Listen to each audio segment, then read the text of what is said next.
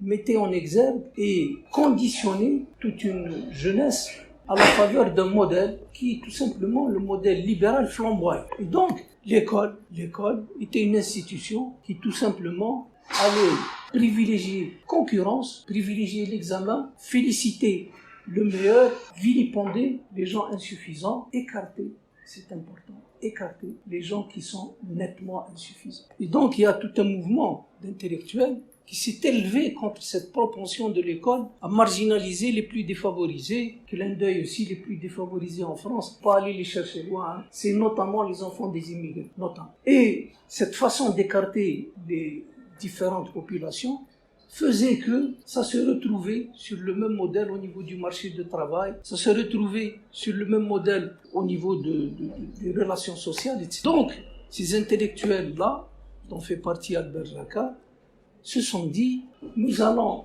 au contraire féliciter les gens qui font la différence, les ratés. Et ils vont donc proposer un autre modèle d'école, expérimenté à grande échelle, à leur niveau bien entendu.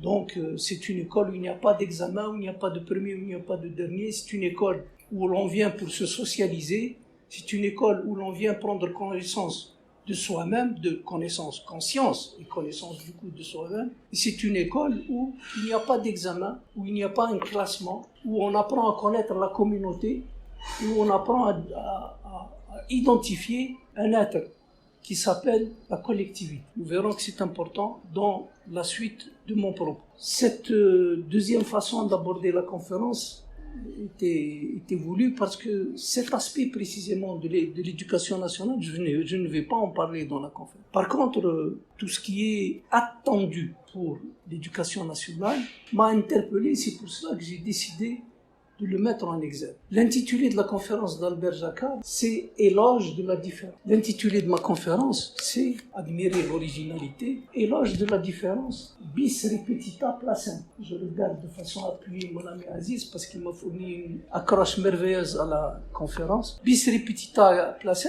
ça veut dire qu'il y a une chose que tu peux répéter, mais elle ne plaira qu'une fois. Tandis que « Bis repetita placent », tu peux la répéter 2 fois, 10 fois, 100 fois. Elle plaira toujours et encore elle plaira. Donc, éloge de la différence, bis repetita placent. Ce qu'a développé Albert Jacquard dans sa conférence en 99, c'est moi, parce qu'il est généticien, moi philosophe, parce qu'il est philosophe, moi ingénieur, parce qu'il a été ingénieur. Qu'est-ce que je peux faire faire aux gens qui relaient ma parole et relaient mes actions pour préparer l'avenir de nos enfants. Alors, dans ce nous, il faut inclure les enfants de l'Hexagone, mais également les enfants du monde. Donc, nous ne sommes pas exclus, nous, ici au niveau de l'Afrique du Nord et de l'Algérie, de nos enfants. Donc, globalement, on peut prendre à notre bénéfice cette question et dire qu'est-ce que nous pouvons faire, nous, pour préparer l'avenir de nos enfants algériens, l'avenir immédiat. Et globalement, il est parti de cette vérité en disant que je peux faire ce que je sais faire. Ce que nous savons tous faire pour préparer l'avenir de nos enfants, c'est globalement, de façon tout à fait générale, considérer la situation présente, l'améliorer en analysant les défauts de la situation passée et obtenir une situation présente et probablement une situation future qui est qualitativement meilleure que ce qui a existé dans le passé. Donc c'est déjà un chantier assez intéressant. Sauf que très tôt, Albert Jacquard va dire dans sa conférence, ça c'était possible avant. Avant quoi? Avant tout ce qu'on va dire. Après quoi? Après tout ce qu'on va dire. Et il dit que maintenant, ce n'est plus possible de préparer l'avenir de nos enfants en considérant la situation présente, en essayant de l'améliorer, en gommant les insuffisances de la situation passée. Ça m'a déjà intrigué, cette façon de réfléchir, parce que c'est des raccourcis qui permettent d'aller vite, qui permettent de ne pas s'appesantir sur toutes les lourdeurs méthodologiques et sur tous les besoins qu'on a d'utiliser un outil approprié ou pas. On peut avancer vite et bien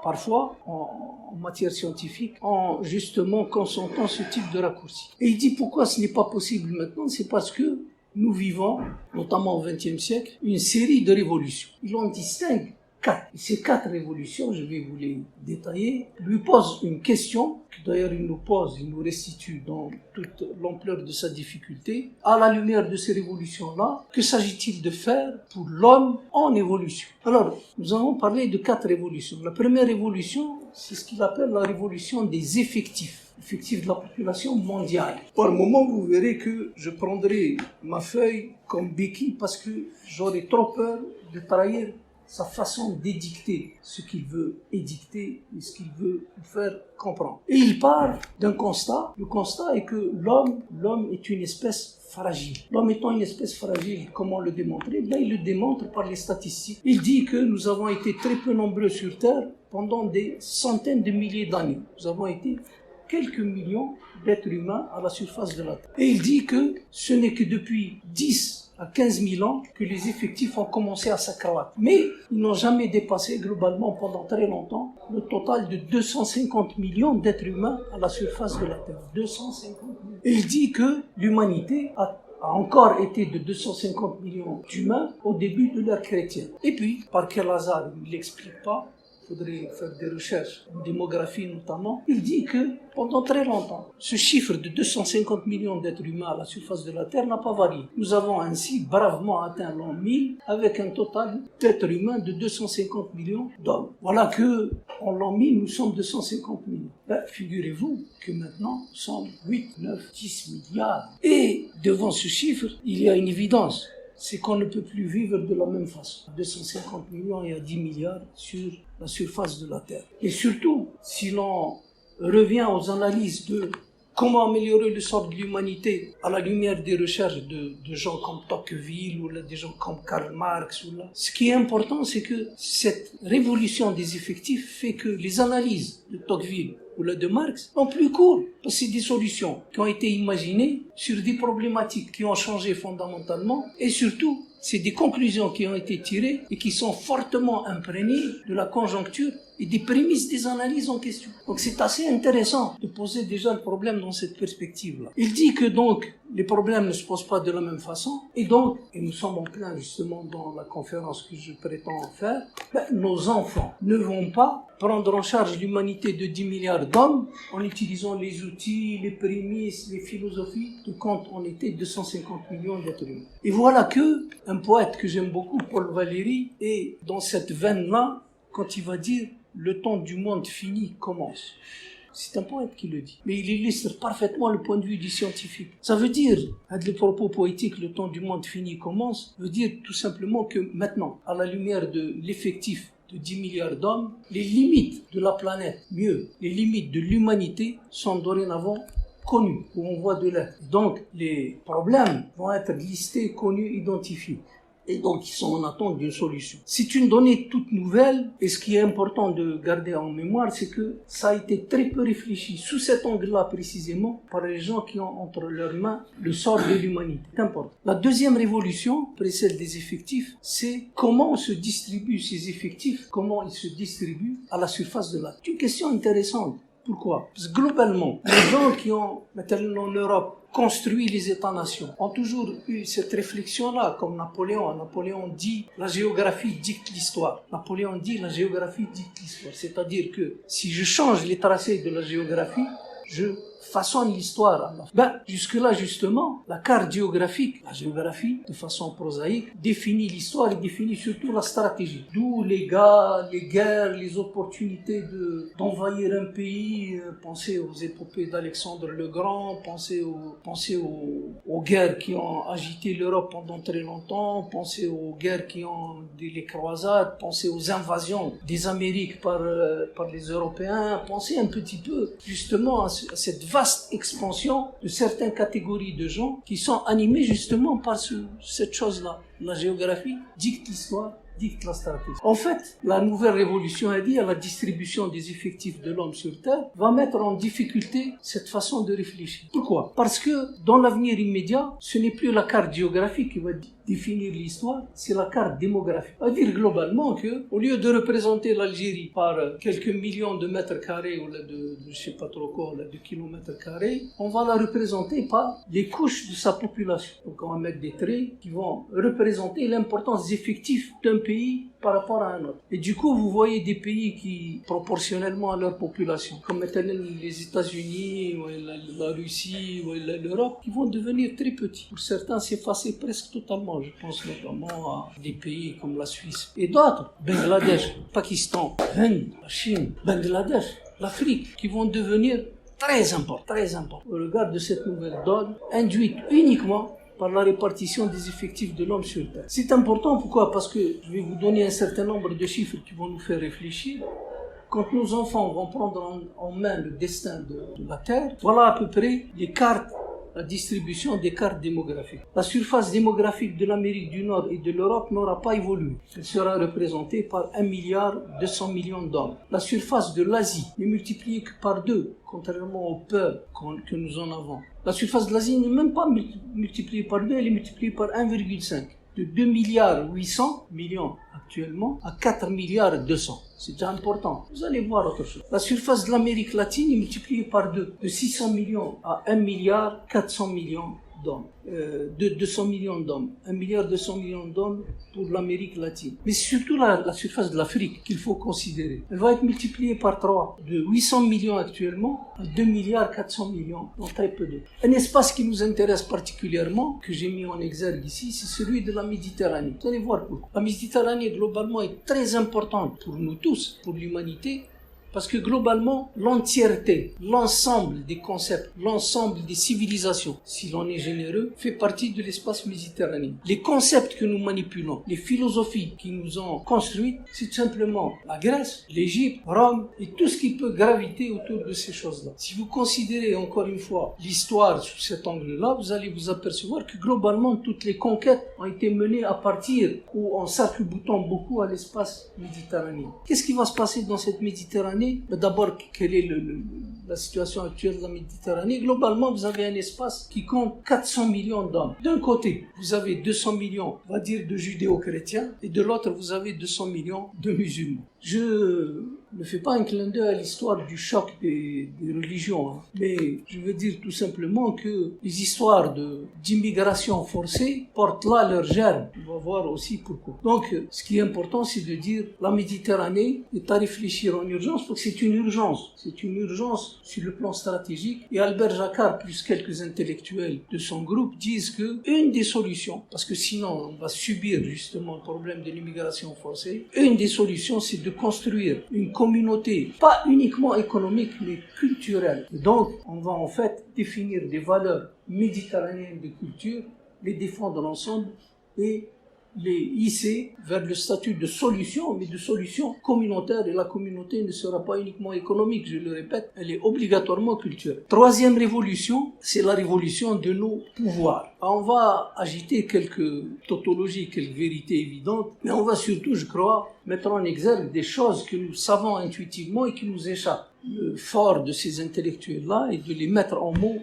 de nous les proposer sous forme de réflexions sur lesquelles surfer pour ce qui est des intellectuels nord-africains que nous sommes. En fait, pour la révolution de nos pouvoirs, il faut partir des prémices suivantes, c'est que les pouvoirs des hommes viennent de s'accroître à une vitesse folle, imprévisible. L'homme, c'est une évidence, peut actuellement transformer son monde, peut surtout le détruire. Et s'il le détruit, ça devient irréversible. Contrairement à ce qui s'est passé avant, quand nous étions encore très peu d'hommes, on pouvait porter atteinte lésée, notamment l'écologie, et la nature mettait en place des mécanismes de réparation. Maintenant, s'il y a une lésion, ça devient irréversible. Deuxième évidence, c'est que l'homme a multiplié par 10, par 100, par des millions son pouvoir de destruction. Une idée que nous donne Albert Jacquard, il dit que lors de la Première Guerre mondiale, il fallait envoyer 1000 obus sur Verdun ou là sur la Somme pour tuer un ennemi. Actuellement, il suffit d'envoyer une bombe pour tuer des millions d'hommes. Donc, notre regard sur le monde à la lumière de ces évidences-là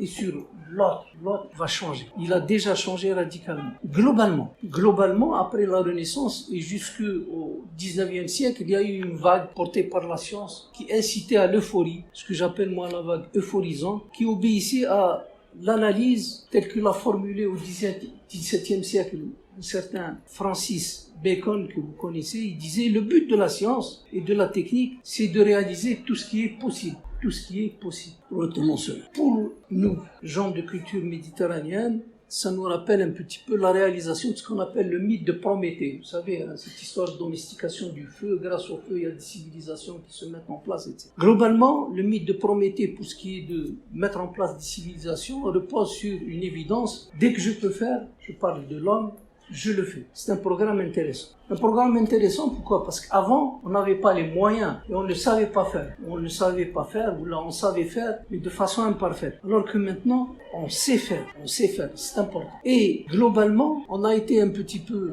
très enclin à faire beaucoup de choses. On va voir que certaines choses ne sont pas intéressantes à faire. La question que pose Albert Jacquard et ses intellectuels amis dit que il y a certaines avancées techniques, au sens défini par Francis Bacon au XVIIe siècle, ce que permet de faire la science, je le fais. Eh bien, il y a certaines avancées techniques qu'il ne faut surtout pas confondre avec un progrès, le progrès de l'homme. Cette différence est essentielle au niveau du propos d'Albert Jacquard. Pour illustrer cela, il nous dit de réfléchir à l'histoire de la puissance nucléaire, de la bombe nucléaire.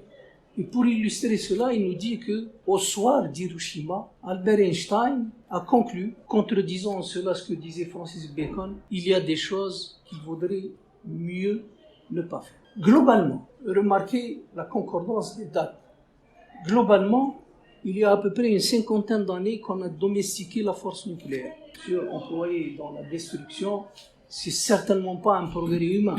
Mais il y a à peu près une cinquantaine d'années aussi, on a découvert une molécule très importante, je reviendrai là-dessus, qui s'appelle l'ADN, l'adénosine triphosphate, le support de la vie. Pourquoi il est important de mettre côte à côte, de réfléchir concomitamment aux deux choses? C'est parce que dès qu'on a compris comment ça se passait, dès qu'on a compris comment l'ADN dupliquait, dès qu'on a compris donc le mécanisme de la vie, certains d'entre nous ont été tentés de manipuler la chose. Réfléchissez très fortement à l'histoire du clonage humain. Et est-ce que le clonage humain est un progrès? Ou au contraire, le danger suprême? Et surtout, qui va décider que c'est un progrès ou un danger suprême? Est-ce que c'est le comité d'éthique? Albert Jacquard fait partie du comité d'éthique national. Je fais moi aussi partie du comité d'éthique national. Est-ce qu'il appartient maintenant, je réfléchis à la composante du comité d'éthique nationale. En France, c'était présidé par Jean Bernard. En Algérie, c'est présidé par Zitouni, le médecin de l'ex-président de la République. Est-ce que donc, à la lumière de ça, est-ce que c'est un comité d'éthique de réfléchir pour le clonage humain, la manipulation de l'ADN, c'est un progrès ou c'est un danger? Est-ce que c'est un débat de société? Et sous quelles conditions on peut ériger ce débat de société, sous quelles conditions philosophiques notamment, à ne pas polluer par l'approche religieuse? Ou est-ce que c'est tout simplement un avis d'expert? Les questions peuvent encore être posées sous une forme ou sous une autre. Notamment, faut-il admettre le propos religieux dans ce type d'analyse? Il y a les tenants, il y a les aboutissants de cette chose-là. Il y a des gens qui vont vous dire c'est important, d'autres qui vont vous dire non, c'est un danger parce que nous partons de dogmes. C'est le contraire du débat scientifique. Une des conséquences de la révolution de nos pouvoirs est la transformation, voire ce qu'Albert Jacquard appelle la disparition de la malédiction du travail. L'informatique, l'outil informatique donne plus d'acuité à cette problématique. Les philosophes du siècle des Lumières, le XVIIIe siècle, disaient « Un jour, les machines feront le travail de l'homme, ce sera l'âge d'or retrouvé. » Or, on s'aperçoit que, maintenant, les exemples sont foisons. Là où les machines ont remplacé le travail de l'homme, ce n'est pas l'âge d'or retrouvé, c'est ce qu'ils appellent la crise, avec un grand C. Deuxième conséquence de la révolution de nos pouvoirs, c'est que nos enfants hériteront d'un monde où il y aura de moins en moins de travail. Or, la façon pour nous de faire des échelles de valeur, les institutions que nous avons mises en place, notamment l'école, l'université, préparent nos enfants à travailler, uniquement à travailler. Donc, puisqu'il y a de moins en moins de travail, nos enfants vont se dire « Mais j'ai été préparé à quelque chose qui n'existe plus. Est-ce qu'il va y avoir du désespoir à la clé? Est-ce qu'il faut prévoir quelque chose d'alternatif à cette disparition au travail ?» Les réponses sont plurielles, mais ce que Albert Jacquard et ses amis préconisent notamment, c'est de prévoir un projet centré autour de la vie en communauté. Quatrième révolution, c'est la révolution des concepts. On va aborder cette révolution des concepts en rappelant qu'au XVIe siècle, il y a eu ce qu'on appelle la Renaissance.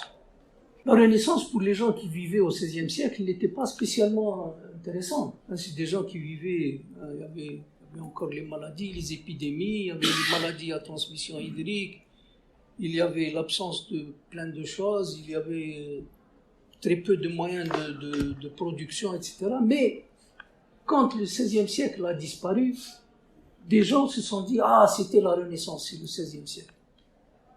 Pourquoi c'était important? C'est parce que tout simplement une poignée d'hommes a changé notre regard sur le monde. Prenez le cas de Galilée, de Copernic, qui ont changé justement le regard de l'homme scientifique, c'est pas rien, et de l'homme religieux également, c'est pas rien, sur le fait que la Terre n'est pas au centre du monde, c'est la Terre n'est qu'une poussière parmi d'autres poussières, c'est même pas une étoile. Et donc, ces gens-là, comme Galilée et Copernic, ont participé de la Renaissance. Il y a donc la flambée de l'art, il y a la flambée de la science, etc. Rapidement, on peut dire que dès la Renaissance, puisque d'une façon ou d'une autre, nous en sommes les héritiers, notre regard sur le monde, notre regard sur nous-mêmes, notre regard sur certaines religions a changé fondamentalement. Or, je me suis appesanti sur la Renaissance en tant que XVIe siècle à dessein. Le XXe siècle est à tous les égards une très grande renaissance. Nous sommes encore en termes de distanciation très peu éloignés du XXe siècle. Mais les gens qui vont venir au XXe siècle, etc., vont se dire, mais bon Dieu, mais le XXe siècle, c'était très important comme changement. C'était vraiment à la croisée de chemins. Et les gens ont emprunté ou n'ont pas emprunté la voie qui fait que la révolution s'est faite, la renaissance du XXe siècle a eu lieu ou pas. Et pourquoi est-ce que le XXe siècle est une renaissance plus fondamentale que le XVIe siècle? C'est parce que, tenez-vous bien, tous les mots M-O-T-S, qui décrivent notre monde, ont changé de sens. Pesez bien, cette formulation, elle est capitale. Albert Jacquard nous donne un certain nombre d'exemples qui sont vraiment parlants. Il dit, mais prenons par exemple le concept de matière. Tout le monde croit savoir ce que c'est que la matière. Jusqu'à tout récemment, tu dis à Jamel Torab, qu'est-ce que c'est que la matière? Il va te dire, la matière, je sais ce que c'est. Il peut te partir dans des explications, la matière c'est, il te donne des exemples, etc. Eh bien, tout le monde savait ce que c'était la matière jusqu'à tout récemment. Maintenant, on ne sait plus. Et il illustre. Il dit l'électron. L'électron, globalement, a été découvert en 1895-1896. C'est quoi l'électron? C'est un petit bout de matière qui tourne autour du noyau. Ça semble évident, moi aussi j'aurais dit ça, hein, dans la mesure où j'ai fait un peu de physique. Ben, paraît-il maintenant, si tu le dis devant un physicien, il va te dire, mais tu as tout fou, c'est zéro.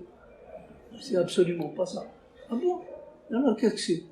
Ah, il va te dire, chauffe là, c'est Mohamed, ça n'est pas un bout de matière qui gravite autour du noyau, c'est des ondes, ou plus exactement un paquet d'ondes qui gravitent autour du noyau. Ça complique les choses. Mais à ce moment-là, s'il n'y a plus de matière, qu'est-ce que c'est que l'onde? Ah, il va te dire, bon, mais l'onde, c'est Y égale A cosinus de T+. Ah bon? Ça représente quoi? Ah, il te dit, je ne sais pas ce que ça représente. Mais c'est un paquet d'ondes.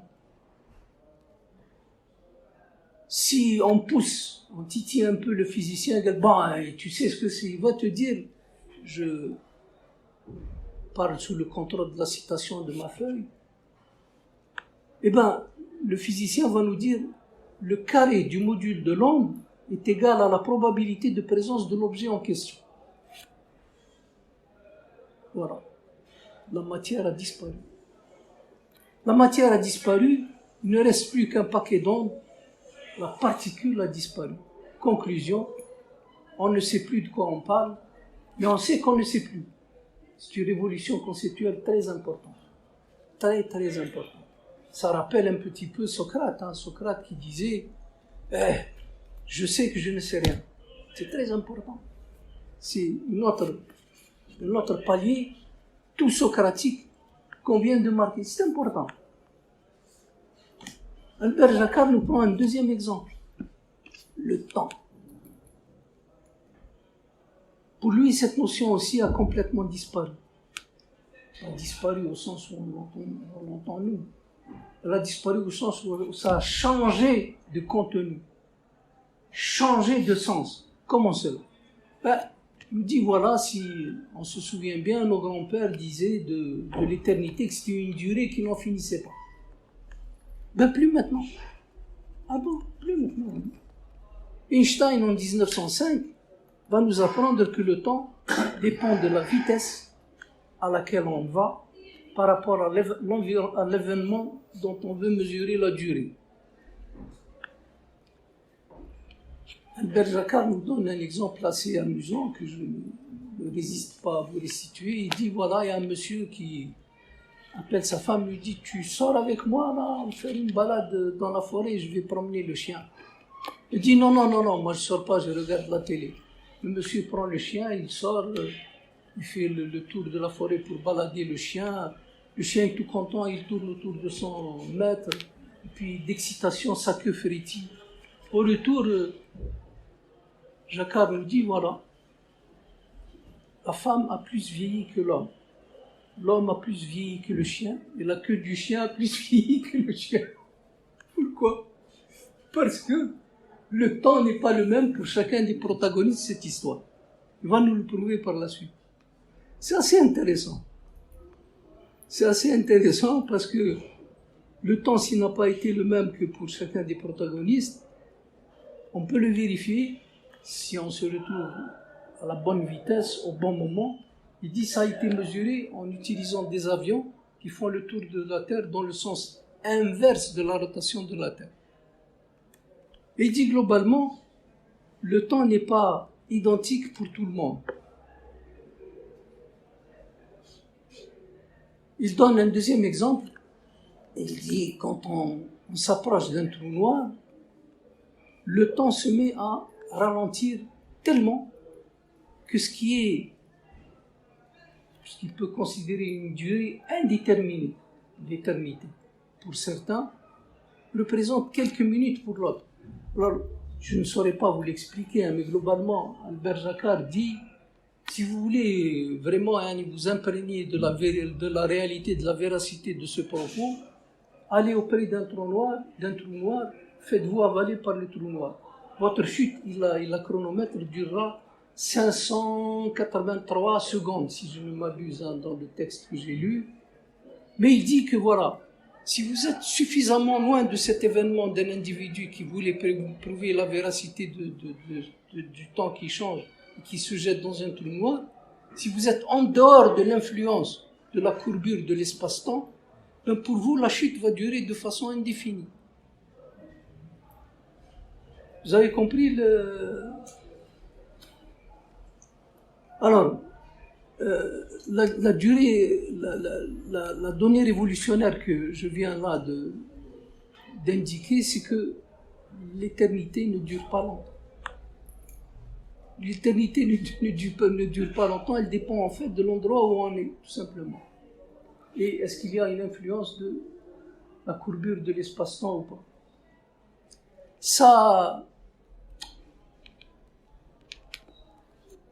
illustre un petit peu un calembour que vous connaissez tous, celui de Woody Allen, repris sous une autre formulation par Franz Kafka, qui dit que l'éternité, comme ça va nous sembler long, surtout vers la fin.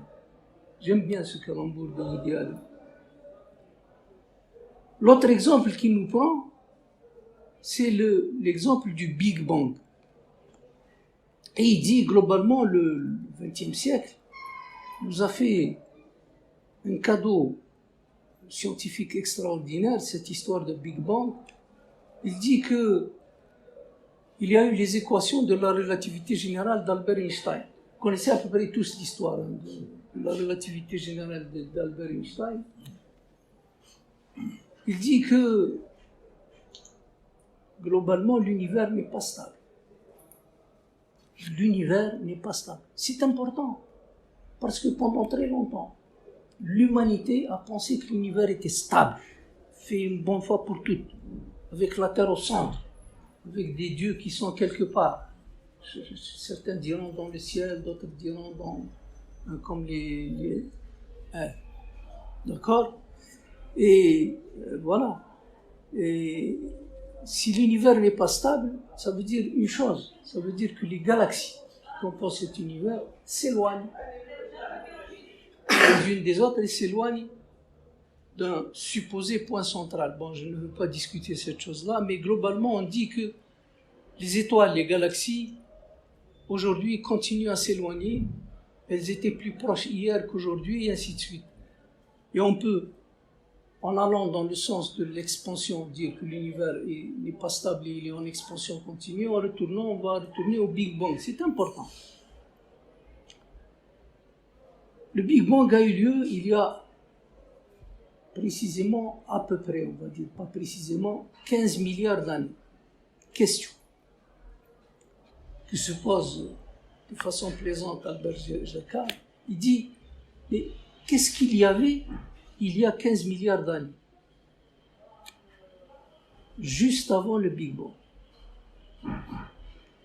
Il fait une réponse extraordinaire. Il fait d'ailleurs un jeu de mots que je vais vous restituer, bien qu'il n'est pas sur ma feuille. Il dit, il n'y avait tout simplement pas de temps. Il n'y avait pas de Yahvé. Et il fait un clin d'œil aux Juifs. Ya, mes amis juifs, il n'y avait pas de Yahvé. Vous connaissez comment les Juifs appellent Dieu? Yahvé. Il dit, il n'y avait pas de Yahvé. Il fait un clin d'œil aux Juifs. C'est intéressant. Ben, il n'y avait pas de il y avait, il, elle, y avait. Tout simplement. Le temps a été créé par le Big Bang. Très intéressant. Je vais vous dire pourquoi je trouvais une citation. Le temps a été créé par le Big Bang, et au fond, ça semble évident quand on le dit comme ça. Pourquoi voulez-vous que le temps s'écoule si rien ne se passe? Si vraiment rien ne se passe? Un monsieur qui nous est important, nous, à Annaba, Saint-Augustin, l'avait pressenti intuitivement. Il a dit, je le cite, « Je sais que si rien ne se passait, il n'y aurait pas de temps passé. » Saint-Augustin, intuitivement. Donc, tant qu'il n'y avait pas eu le Big Bang, rien ne se passait. Il n'y avait pas de temps passé. Le Big Bang n'est donc pas un début. C'est important. Pas un début dans le sens de, s'il y a un début, il y a quelque chose qui vient avant le début. Alors là, il n'y avait pas de avant le début. Il n'y avait rien. Il n'y avait pas le temps, en fait. Le temps a véritablement changé. C'est ma conclusion de cette 4e révolution. La durée n'est plus ce qu'elle était. Le concept d'éternité a changé. Voici donc les 4 révolutions. Les révolutions des effectifs, la révolution de la répartition des effectifs sur Terre, la révolution de nos pouvoirs, la révolution de nos concepts. Donc, à quoi se raccrocher finalement? Albert Jacquard et ses amis nous disent, les intellectuels dans le monde, nous disent, il y a une question fondamentale à laquelle il faut appliquer toutes ces révolutions, c'est le plus important, l'homme dans l'évolution de tout ça. L'homme dans l'évolution de tout ça. Retenons que pendant longtemps, la religion a fait de l'homme quelque chose une dualité dans l'homme. La religion, nous disons, que vous soyez juif, chrétien, musulman, bouddhiste aussi, tiens, etc. La religion nous dit, tu es un corps et une âme. Le corps est périssable, l'âme est éternelle. L'école n'a pas mieux fait. L'école dit, partons dans une formulation pédante, tu es un organisme et un esprit. Ça revient à la même chose. Un organisme périssable, un esprit éventuellement éternel si tu n'es pas athée ou au minimum agnostique. Donc l'homme est coupé en deux. Voilà que, en appliquant la vision de ce que je viens de définir à travers les quatre révolutions, maintenant nous obtenons des réponses modernes qui sont tout à fait fascinantes. Et des scientifiques qui n'acceptent plus de jeter un regard très strict, très, je veux dire, sciento, ma science à moi, là où je suis chef, mon regard de scientifique sur un domaine précis, en acceptant de regarder avec un regard qui est sans a priori, on reçoit à ces questions-là des réponses absolument modernes et fascinantes, notamment avec les astrophysiciens. Les astrophysiciens, globalement, c'est une denrée de scientifiques qui utilisent la mathématique, la physique, la chimie, l'astronomie, la philosophie, et qui donnent des réponses fascinantes. Ben, ces astrophysiciens, je vais vous citer tout à l'heure un monsieur que vous connaissez sûrement comme Al-Barzaka, fait partie justement de ce mouvement intellectuel. Les astrophysiciens nous disent « je suis un objet ». Donc je suis. On va voir sous quelles conditions. Les astrophysiciens disent, vous l'avez sûrement entendu parler, Hubert E. Reeves, vous vous souvenez, ils disent « je suis une poussière d'étoiles ». Qu'est-ce que ça veut dire « je suis une poussière d'étoiles » ? Ça veut dire que les objets qui me font, la matière qui me fait, les éléments qui me font, les atomes de carbone, de silicium, etc., qui me font, sont exactement les mêmes que les matières de carbone, le silicium, etc., qui font les étoiles. Donc je suis une poussière d'étoiles.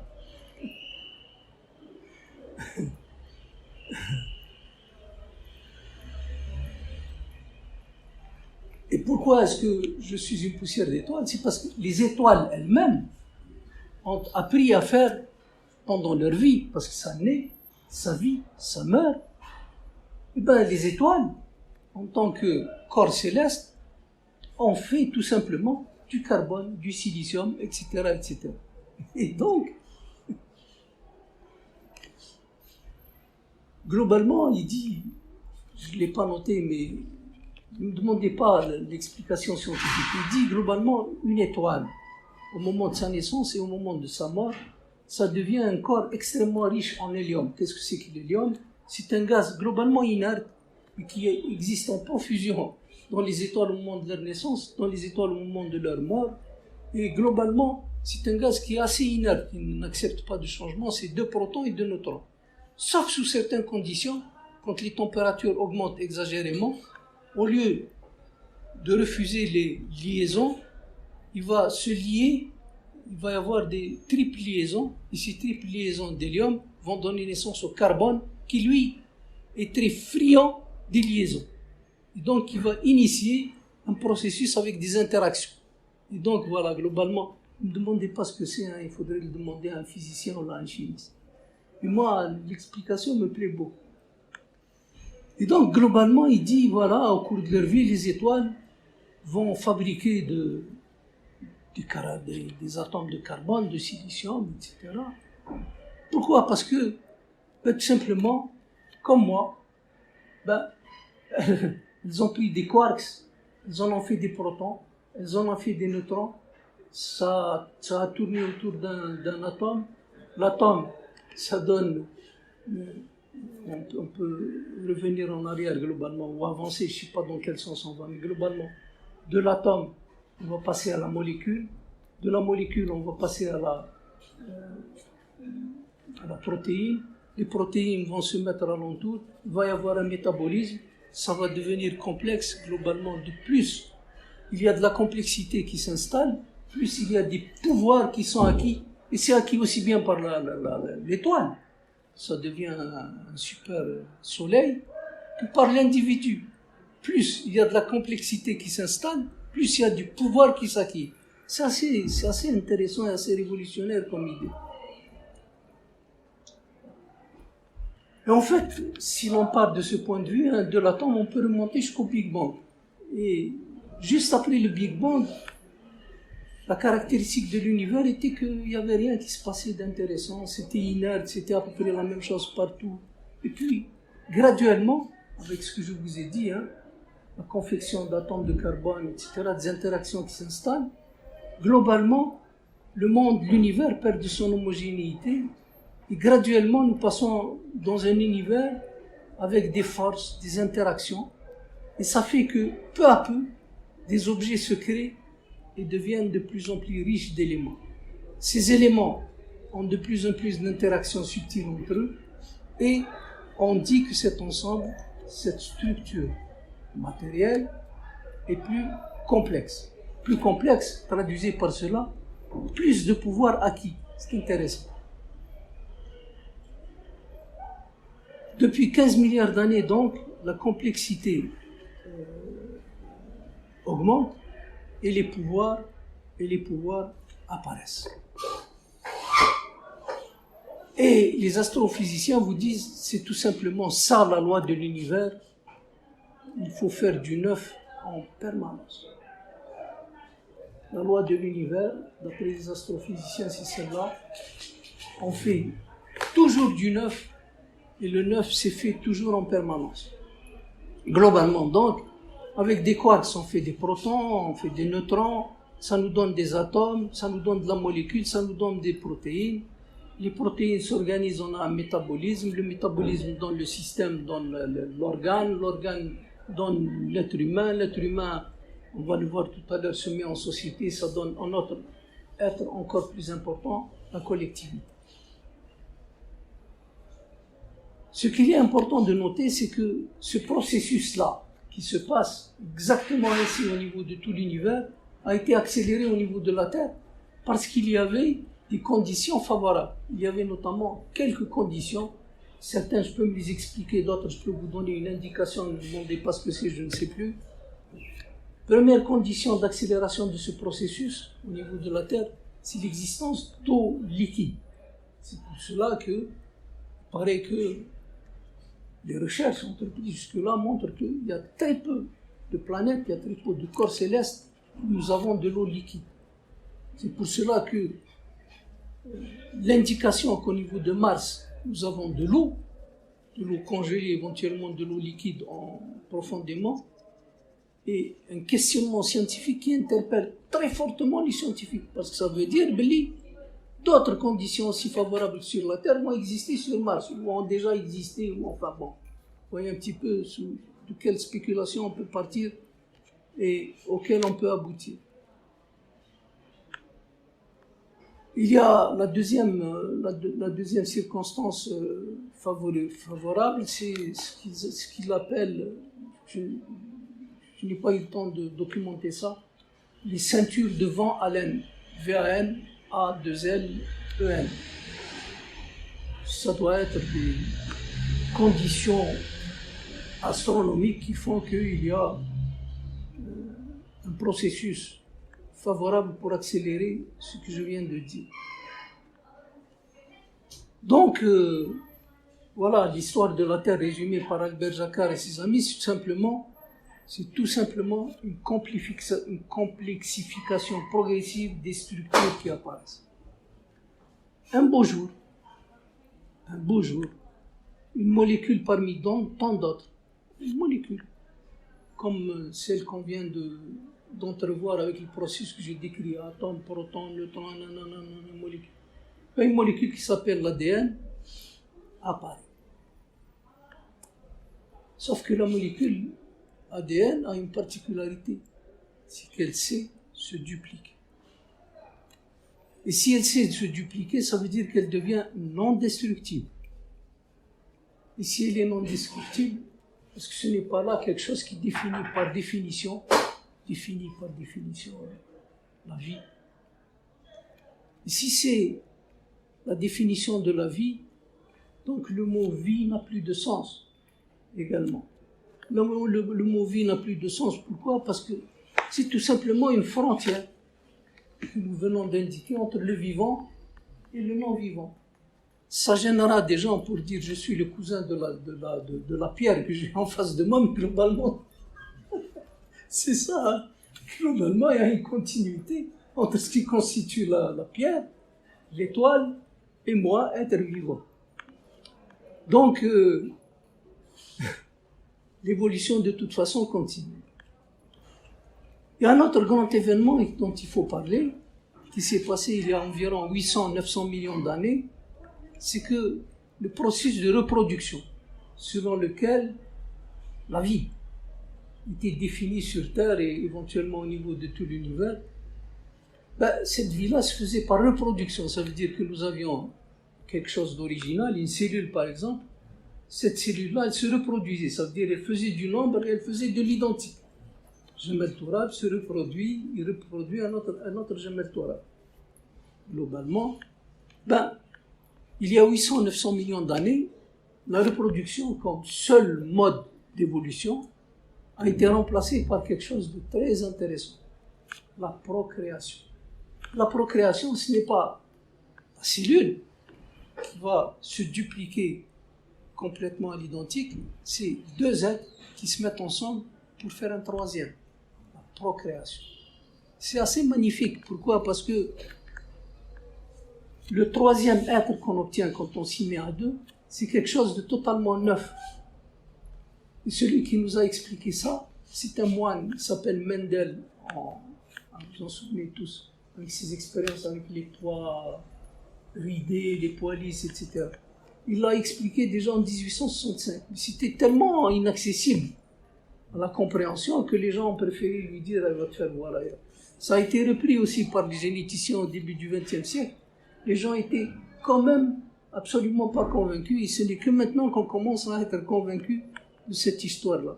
Mais, si l'on admet qu'il faut deux êtres qui se mettent ensemble pour faire une troisième, on peut admettre d'abord qu'ils font du neuf, pas du nombre, et on peut admettre surtout qu'ils font du raté.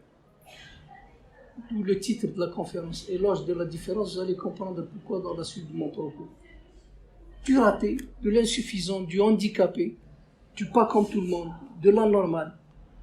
Et c'est avec ça, c'est avec le raté, l'anormal, le pas comme tout le monde, contrairement à la vision de Darwin qui dit globalement l'évolution se fait en écartant les ratés, en sacralisant, en permettant l'éclosion des gens qui ont tout juste, apparemment, contrairement à la vision darwinienne, l'évolution, c'est le triomphe des ratés. C'est assez dérangeant à dire comme ça, mais ça veut dire sur le plan spéculation philosophique un grand nombre de choses. Et d'après Albert Jacquard, les grands bons en avant de l'évolution proviennent de la victoire des ratés. C'est le poisson qui vole, qui sort de l'eau, c'est le serpent qui vole, c'est tout simplement le primate qui va ne plus pouvoir agripper par ses membres inférieurs la branche et donc qui va descendre sur le sol et aller au niveau de la brousse. Nous sommes donc, nous, des primates ratés. Nous sommes des primates ratés et pour le prouver, Albert Jacquard dit que nous nous sommes séparés des chimpanzés il y a à peu près 5 ou 6 millions d'années. Bon, je suis d'accord que certains d'entre nous, moi le premier, on n'a pas encore consommé cette séparation, mais allez, on va dire qu'on s'est séparé des chimpanzés il y a 5-6 millions d'années. Des mutations sont survenues dans les deux lignées, homo, on va dire, homo, pas sapiens, homo sapiens, si, et puis chimpanzé. Et ces mutations-là qui sont survenues n'ont pas été partagées. Donc, Albert Jacquard nous fait cette image assez intéressante. Il dit, voilà, il y a une famille de primates tout à fait normaux, et il y a 5 à 6 millions d'années, sont arrivés des êtres dits homo, et d'autres qui sont devenus ou restés chimpanzés, et ils n'ont plus fait d'enfants ensemble. Ils n'ont plus fait d'enfants ensemble. Pourquoi? Parce que quelque chose les a séparés. Et cette séparation, c'est pas une séparation géographique, c'est une séparation biologique. Intéressant. Il fait donc l'hypothèse suivante, il dit Homo est le seul primate qui n'a pas de baculum. Donc le baculum, c'est cette os qui se retrouve au niveau du pénis et qui permet justement à nos amis chimpanzés de ne jamais avoir de problème, de ne jamais être trahis par la rigidité de la chose. Et il dit voilà,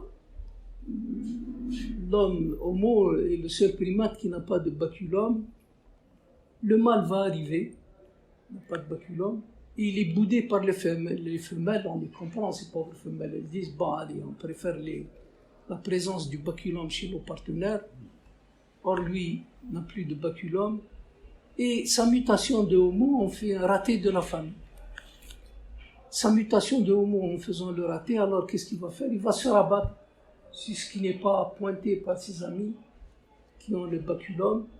Et donc, il va avoir une petite cousine qui a plein de tares, qui a des défauts de vision, etc. Et Albert Jacquard dit plaisamment, voilà, c'est Adam et Ève. Adam et Ève. Homo a depuis accumulé les erreurs. C'est ça ce qui est encore intéressant. Surtout l'erreur fondamentale de faire naître un bébé, un fœtus, avec un cerveau hypertrophié. Donc, ce n'est pas dans cette conférence-là, mais il le dit dans les autres textes, il dit, mais c'est pas possible. Le mâle n'a pas de baculum, et la femelle, qu'est-ce qu'elle fait? Elle se met à produire un fœtus avec un cerveau qu'il est impossible, arrivé à maturation, de faire sortir du bassin de la femelle. Impossible. Donc, qu'est-ce qu'elle fait? Il ne le dit pas dans cette conférence, mais dans d'autres. Ben, elle va faire naître le fœtus avant terre. Et c'est vrai, la maturation du cerveau se passera ensuite, après la naissance. C'est intéressant. Et il dit, voilà, globalement, quand les femelles chimpanzés vont regarder la femelle Homo, elles vont dire, elle n'a pas de chance, cette femelle. Son mâle n'a pas de baculum. Et puis, elle donne naissance à des bébés qui ont un cerveau hypertrophié. Mais c'est intéressant, cette erreur va devenir en fait une chance. Ça c'est pour Marguerite Darwin. C'est une idée importante car l'histoire de l'évolution, c'est la victoire de ces races de ratage. Donc pas de baculum, cerveau hypertrophié. Les gens donc ainsi tarés ne sont pas comme tout le monde. Ils ne savent pas faire des choses que les autres font, par exemple agripper les branches des arbres avec les pieds. Mais en revanche, ils savent faire des choses que les autres ne savent pas faire. Et l'histoire de l'évolution, c'est quoi finalement pour Albert Jacquard? C'est la victoire de ceux qui, de temps en temps, vont surmonter un handicap pour le transformer en moteur. Progressivement, on en arrive à cet être qui a dans le cerveau l'objet le plus complexe. Complexe, traduisez, donc maximum de pouvoir. Vous vous souvenez, complexifié égale acquisition de pouvoir. Et donc, dans le cerveau, nous avons la chose la plus complexe qui soit, 100 milliards de neurones. 100 milliards de neurones avec 1 million de milliards de connexions possibles. Vous imaginez la chose? Je le répète à l'intention de Jamal et de Malik qui n'ont pas suivi, c'est important. La chose qui est importante, c'est donc un cerveau qui contient 100 milliards de neurones et qui peut faire, qui a 1 million de milliards de connexions. En fait, on s'aperçoit qu'il n'y a pas de plus complexe. Nulle part, il y a nulle part plus de pouvoir que dans le cerveau humain. Et pourtant, Jacquard, dans la suite du propos, va nous dire il y a encore plus complexe, on va revenir là-dessus. Donc l'homme se définit par rapport à la place qu'il occupe dans une société. Donc l'histoire de l'univers, c'est raconté par Jacquard, 15 milliards d'années, complexification permanente, du neuf en permanence, et aboutissement local vers un chef-d'œuvre local, l'homme que vous êtes et que je suis. Cet homme a alors utilisé sa complexité pour inventer le regard unique sur le monde. Ce regard, c'est la science. Nous sommes la seule espèce à porter un regard appelé la science sur le monde. Mais, encore grâce à une autre tare que je vais vous définir tout de suite, l'homme a inventé quelque chose d'extraordinaire. La mise en commun, la communication. Tous les animaux communiquent des informations. L'homme va passer outre cette énième tare. Pourquoi? Il paraît que le larynx est placé trop bas. C'est grâce à cet handicap que tout simplement l'homme a pu inventer par une espèce de compensation un langage très diversifié. Il y a alors, par ce langage, une communication qui crée une nouvelle interaction entre chacun de nous. Nous avons donc créé un objet plus complexe que chacun d'entre nous. Cet objet, c'est l'ensemble des hommes. Et l'ensemble des hommes va transformer chacun des éléments qui participent à cet ensemble. C'est ainsi qu'on peut résoudre le problème de la confiance et éviter la coupure en deux entre l'âme et le corps, ou l'esprit et les organes. Là donc, il adhère totalement à la vision des astrophysiciens. On peut dire je suis un objet, mais un objet élément d'un ensemble, et cet ensemble a des pouvoirs que je n'ai pas. Donc l'humanité, la collectivité, la communauté humaine a des pouvoirs qu'aucun homme à lui seul ne possède. Parmi ces pouvoirs, il y a la capacité à faire émerger la confiance de la personne. Souvenez-vous de l'histoire de l'école de l'éducation nationale dont je vous avais parlé au début. Si je suis devenu une personne, bien sûr, il fallait que j'ai reçu des gènes d'homme. C'était nécessaire, mais pas suffisant. Je vais vous raconter une petite histoire qui ne se retrouve pas dans la conférence, mais qui m'a interpellé là à l'instant. Il y avait un roi de France, je ne sais plus lequel, qui a décidé que le bébé né avec acquis un langage universel. Et qu'en fait, tout simplement, son entourage, sa maman, son entourage social, qui allait le pervertir pour lui faire perdre l'acquisition innée de ce langage universel. Et qu'est-ce qu'il a fait? Il a pris quelques bébés, il les a isolés complètement du monde pour que personne ne vienne interférer avec l'acquisition du langage universel. Il a dit, voilà, quand ils vont grandir, ils vont parler le langage universel. Les enfants ont grandi, il en a fait quoi? Des muets. Ce qui met en exergue la phrase à dire, si je suis devenu une personne, bien sûr, il fallait que j'ai reçu des gènes d'homme. C'était nécessaire, mais pas suffisant.